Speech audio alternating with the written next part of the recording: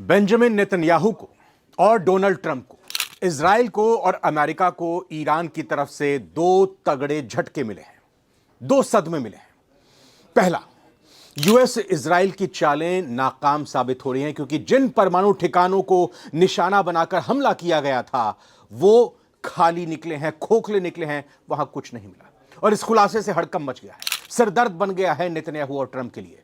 और दूसरा तगड़ा झटका, तगड़ा सदमा पहुंचाया है इस खबर ने कि ईरान का महाबम सेफ है, सुरक्षित है। पहाड़ के नीचे छिपाकर जहां विनाश का कारखाना तैयार किया गया है, वहां अमेरिका और इजराइल की आंखें नहीं पहुंच पा रही हैं। ये महाबम दोनों देशों की आंखों की किरकिरी बना हुआ है। ये फोर्दो न्यूक्लियर साइट पर क्यों हमला नहीं कर पा रहे हैं इजराइल और अमेरिका? आज सारी दुनिया में इन्हीं दोनों खबरों की बात करेंगे। नमस्कार, बहुत बहुत स्वागत आप सभी का। मैं रविंद्र सिंह आपके साथ, नवभारत टाइम्स आप देख रहे हैं।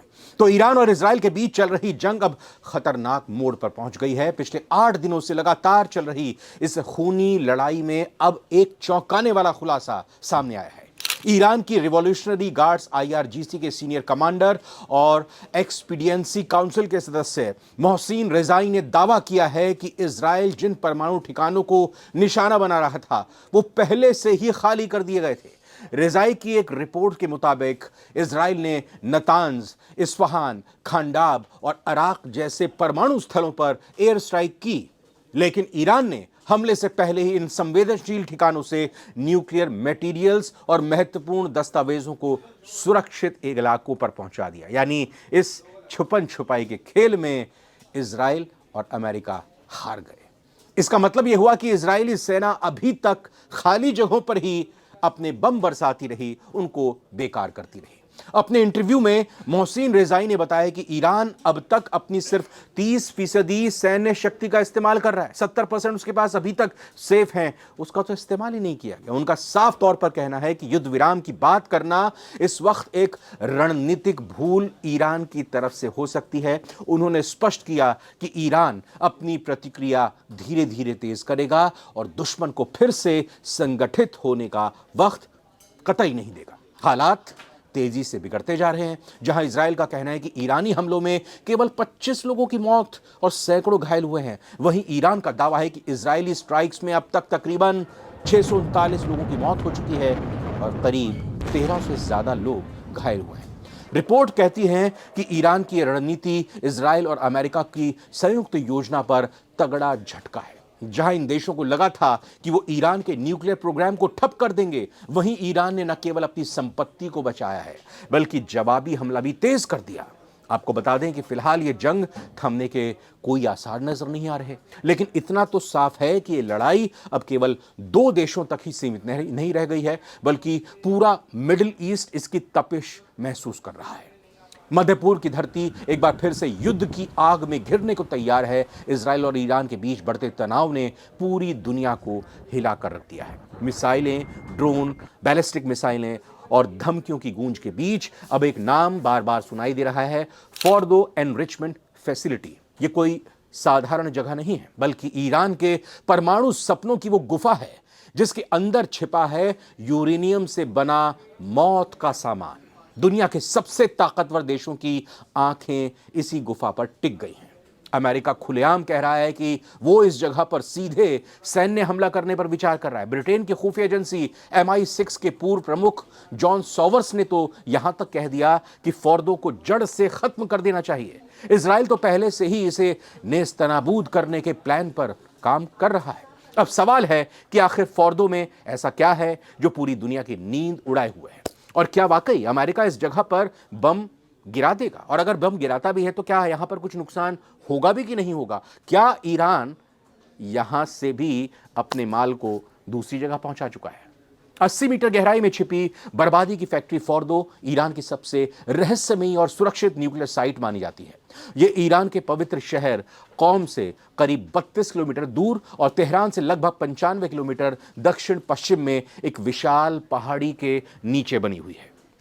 इसकी सबसे खतरनाक बात यह है कि यह जमीन से 80 मीटर नीचे गहराई में छिपी हुई है, मतलब पाताल में है। यानी इस पर कोई सामान्य हवाई हमला अगर किया जाए तो उसका कोई असर नहीं होगा, इसका बाल बांका नहीं हो पाएगा। इस साइट का निर्माण ईरान ने साल 2006 में बेहद एक गुप्त मिशन के तहत किया था, लेकिन साल 2009 में अमेरिका और इजराइल ने मिलकर इसका पर्दाफाश कर लिया। इसके बाद से फोर्डो दुनिया की नजरों में आ गया। इसकी सुरक्षा के लिए पहले ईरान की रिवॉल्यूशनरी गार्ड्स तैनात थीं और रूसी एयर डिफेंस सिस्टम ने इसे अभेद्य बना दिया था। लेकिन हाल ही में खबर आई कि इजरायली हमलों में ईरान की एयर डिफेंस कमजोर हो चुकी है और फोर्डो अब खतरे में है। इजराइल के लिए ईरान का परमाणु कार्यक्रम सीधे उसके अस्तित्व पर हमला है। इजरायली खुफिया एजेंसी मोसाद पहले ही कई ईरानी परमाणु वैज्ञानिकों को रास्ते से हटा चुका है, लेकिन फोर्डो और नतांज जैसे न्यूक्लियर प्लांट्स अभी भी उसके लिए सिरदर्द बने हुए हैं। अगर ईरान यहां से परमाणु बम बनाने में कामयाब हो गया तो इजराइल के लिए मध्य पूर्व में टिके रहना लगभग नामुमकिन हो जाएगा। इसीलिए इजराइल चाहता है कि फोर्डो को जड़ से खत्म कर दिया जाए, लेकिन दिक्कत यह है कि इजराइल के पास ऐसा कोई हथियार नहीं है जो इस गहराई में जाकर हमला कर सके, इस पर असर डाल सके। उनके पास GBU-28 बंकर बस्टर बम जरूर है, लेकिन यह सिर्फ 6 मीटर गहराई तक ही प्रभावी है। 80 मीटर गहराई तक पहुंचने का दम फिलहाल सिर्फ और सिर्फ अमेरिका के पास है, अमेरिका के साजो सामान के पास है। क्या वाकई में अमेरिका अब यहां पर बम गिराएगा? अमेरिका के पास GBU-57 मैसिव ऑर्डिनेंस पेनिट्रेटर नाम का एक बंकर बस्टर बम है जो 13,000 किलोग्राम के वजन का है और इसकी मारक क्षमता इतनी है कि यह पहाड़ों को चीर कर गहराई में जाकर धमाका कर सकता है। सवाल यह है कि क्या अमेरिका इसका इस्तेमाल करेगा? व्हाइट हाउस में बंद दरवाजों के पीछे इस पर चर्चा जोरों पर है। एक्सियोस की एक रिपोर्ट के मुताबिक पूर्व राष्ट्रपति डोनाल्ड ट्रंप ने भी अपने कार्यकाल में पेंटागन से इस बम की क्षमता पर सवाल किए थे और आश्वासन लिया था कि यह बम फोर्डो को तबाह कर देगा। हालांकि अब तक इसे किसी युद्ध में इस्तेमाल नहीं किया गया है, लेकिन अगर अमेरिका इस बम का इस्तेमाल करता है और वो नाकाम हो गया तो परिणाम भयानक होंगे। ईरान युद्ध के लिए पूरी ताकत झोंक देगा और अमेरिका एक ऐसे जाल में फंस जाएगा जिससे निकलना उसके लिए मुश्किल होगा। दुनिया क्यों डरी हुई है? असल में फोर्डो न्यूक्लियर साइट सिर्फ एक फैक्ट्री नहीं है, बल्कि एक संभावित तबाही का सोर्स है। शुरुआत में यहां सिर्फ 5% शुद्धता तक ही यूरेनियम समृद्ध किया जाता था, रिफाइन किया जाता था, लेकिन अब हालात बदल चुके हैं। अंतर्राष्ट्रीय परमाणु ऊर्जा एजेंसी यानी IAEA की रिपोर्ट बताती है कि यहां अब 60% शुद्धता तक यूरेनियम तैयार हो चुका रहा है। हथियार बनाने के लिए 90% शुद्धता चाहिए, यानी फोर्डो अब इस स्तर के बेहद करीब पहुंच चुका है, 30% ही दूर है। एक्सपर्ट्स का कहना है कि अगर ईरान ने ठान लिया तो महज 5 से 6 दिन में एक परमाणु बम लायक ईंधन तैयार कर सकता है। यही वजह है कि अमेरिका और इजराइल किसी भी कीमत पर इसे रोकना चाहते हैं। पिछले दिनों फोर्डो साइट के पास कुछ धमाकों की खबरें आई थी, लेकिन अब तक उनकी पुष्टि नहीं हुई है। दुनिया की निगाहें अब इसी बात पर टिकी हैं कि क्या वाकई अमेरिका और इजराइल इस पर हमला करने जा रहे हैं या फिर यह सिर्फ दबाव बनाने का एक खेल है। एक बात तो तय है, फोर्डो अब सिर्फ ईरान की एक गुप्त साइट नहीं रह गई, बल्कि आने वाले दिनों में दुनिया को हिला देने वाले युद्ध का केंद्र बन सकती है। पहाड़ के नीचे छुपा ये प्लांट अब पूरी दुनिया के लिए टिकिंग टाइम बॉम्ब बन चुका है, यानी कि टिक टिक करता हुआ ये काउंटडाउन दे रहा है।